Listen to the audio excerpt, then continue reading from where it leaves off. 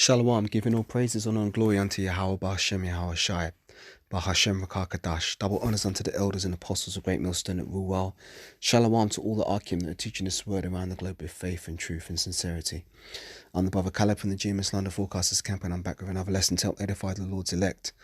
So just to let you know that the real Israelites, you so-called Negroes, Latinos, Hispanics, Native Americans, West Indians and West Africans predominantly. However, you will find Israelites that do look like the other nations because we as a people have been scattered amongst all nations. But if your seed line by your forefathers goes back to the man in the Bible that was named Israel, then you too are an Israelite no matter what you may look like, because the book of Numbers chapter 1 and verse 18 states that your nationality is determined by the lineage of your forefathers.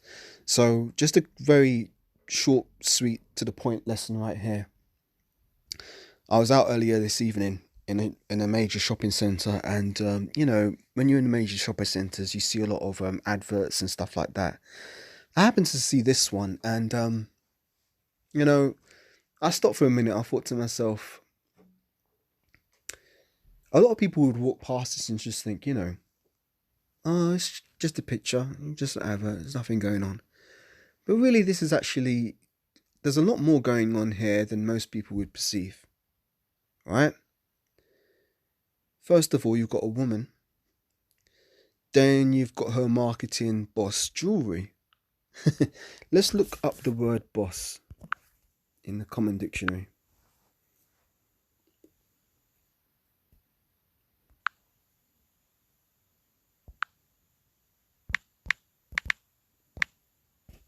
What is a boss? A person who employs or superintends workers. What does it mean to superintend? To oversee and direct work processes, to exercise supervision over an institution, direct place, etc. So someone who oversees. Now, the question is, was the woman set up to be a boss? Was the woman set up to be an overseer? Let's go to the scriptures. We'll start with Genesis, the 3rd chapter. Starting at about maybe verse 16. No, let's start at 16, then we'll go back and give it some context. Hit the nail right on the head. And unto the woman he said, I will greatly multiply thy sorrow and thy conception. So, do women suffer sorrow when they conceive? When they're about to give birth, do they not feel pains? Yes, they do. So the Most High multiplied their sorrow in their conception. And in sorrow thou shalt bring forth children, and thy desire shall be to thy husband, and he shall rule over thee. Let's read this again. And unto the woman he said, I will greatly multiply thy sorrow and thy conception. In sorrow thou shalt bring forth children, and thy desire shall be to thy husband, and he shall rule over thee. That was the commandment given by the Most High through the mouth of the prophet at the time when Adam transgressed the laws. Now, what was the woman's desire in the first place? To be as the man. How do we know that? If we go to Genesis early on in 3, let's read this. Now the serpent was more subtle than any beast of the field which Yahweh the Most High had made. And he said unto the woman, Yea, hath the Most High said, Ye shall not eat of every tree of the garden? And the woman said unto the serpent, now don't get it twisted, that wasn't a snake. The serpent that spoke to Eve in the garden was a man, but he was moving like a serpent.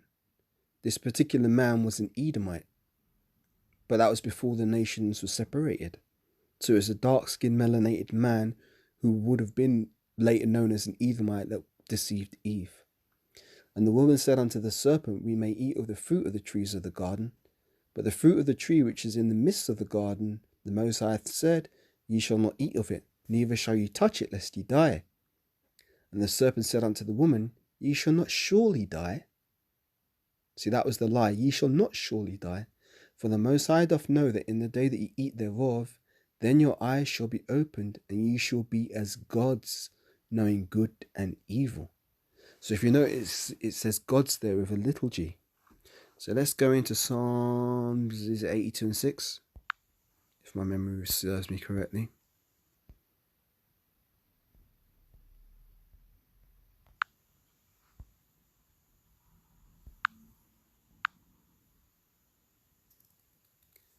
I have said, ye are gods, and ye are all the children of the Most High. But ye shall die like men, and fall like one of the princes.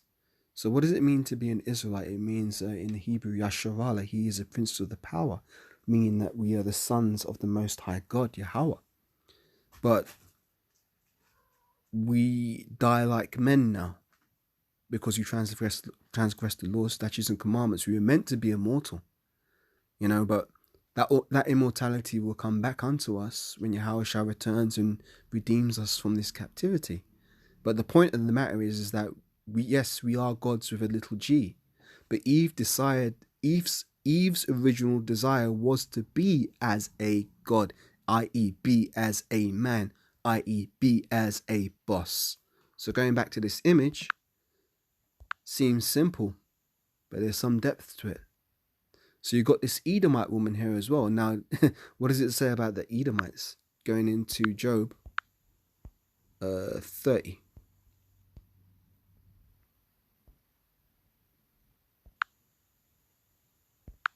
Job 30 from verse 1. But now that they that are younger than I have me in derision.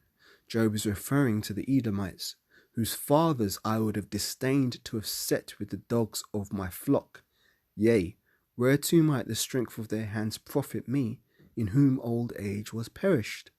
For want and famine they were solitary, fleeing into the wilderness in former times desolate and waste. Because these people, they were moving like beasts for a period, who cut up mallows by the bushes and juniper roots for their meat.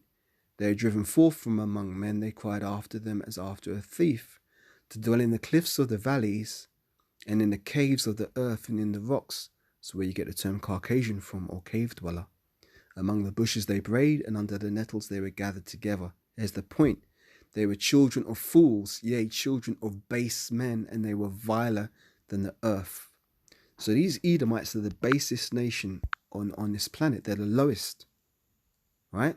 But they're highly exalted because this is their time, pertaining to the blessing that they received from their father Isaac.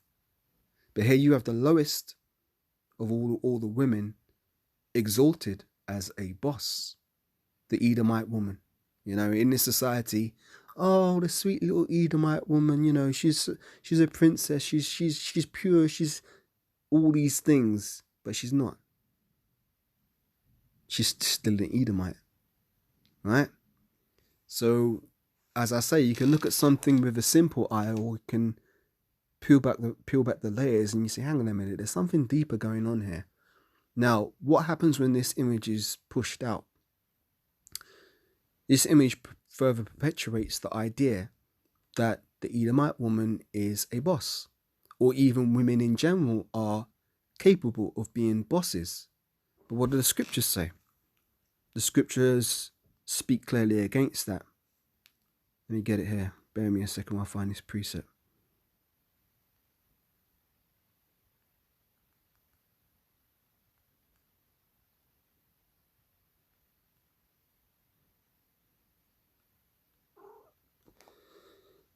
First Timothy 2 verse 12.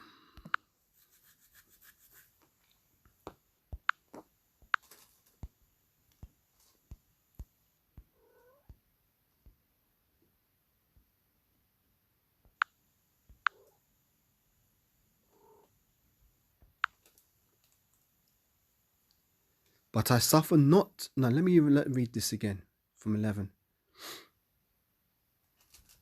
Let the woman learn in silence with all subjection. But I suffer not a woman to teach, nor to usurp authority over the man, but to be in silence. For Adam was first formed, then Eve. And Adam was not deceived, but the woman being deceived was in the transgression. Notwithstanding, she shall be saved in childbearing, if they continue in faith and charity and holiness with sobriety. So, I suffer not the woman to teach, nor to usurp authority over the man. But here you have the juxtaposition of the... Let's look up this word, juxtaposition. Getting into the words today.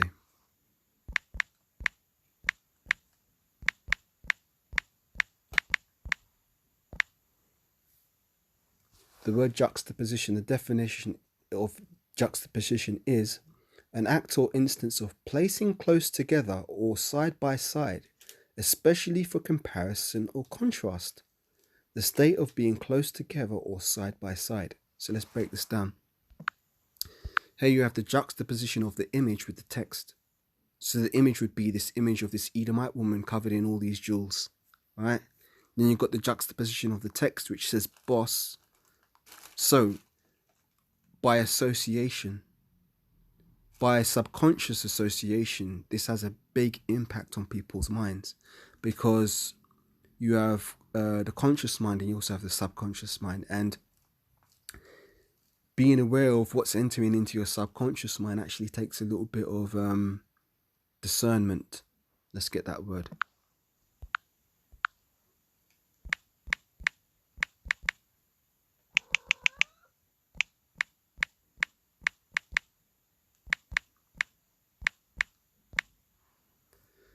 The word discernment, common dictionary definition of the word discernment is the faculty of discerning, discrimination, acuteness of judgment and understanding, an act or instance of discerning. So the reason why I bring up the word discernment is because discernment is actually a spiritual gift, and not many people have that. Now, you can grow in discernment, but you have to exercise discernment. If you do not exercise discernment, you're going to be lacking in it. If you lack in discernment, your judgment isn't going to be on point. So therefore, a non-discerning mind will take things into its subconscious without even realizing it. That's my point. So this may look like a simple thing, but it's actually very powerful because it ties into witchcraft. Because it's actually witchcraft that's playing on people's minds to make them think the things they do and think that... Salakia. Witchcraft that plays upon people's minds to make them think that things they do, react the way they do, influence them the way they do. And influence is a very key and important factor, because Esau works off influence and suggestion. He doesn't do things like that. It's all subtle suggestion, all subtle suggestions, all subtle influences. Now, these images that Esau pays a lot of money to get, these photographers, because there's a lot that goes into this. Look, you got graphic designers, you got photographers, you got makeup artists, you got hairstylists, you got what do they call those people that choose the clothes? Wardrobe assistants, lighting, to get the lighting for this photograph. They've got lighting directors to create the set, because this is done on a set, just like it would be done in a film. You got the set directors, you know, and it's all these different disciplines working towards creating this image, but ultimately it's actually working witchcraft in a way, because it's being done to push a certain agenda and a certain motive. Now, most people don't even look at these images for very long. They just walk past them. Oh, I've got to go to the shop, blah, blah, blah, blah, blah. Oh, I've got to be here by 5 o'clock, oh, blah, blah, blah, blah. I've got to get to work, got to get home, got to cook my dinner, got to do this, got to do that. You see all these images, you're being hit by them, but it's actually entering into your subconscious mind, and this ties into propaganda, you know, and psychology of influence. It's all very subtle, but it's all very deep. But, you know, most people don't get into that stuff unless they study it as a discipline. But everybody really should have some level of discernment and awareness of these things, because these things are very powerful, because these images end up influencing the society. These set the tone for the times that we are in. So what's that other one I was thinking of? I was thinking of another scripture. Is it Titus? Yeah, let's get Titus and we'll close out on that.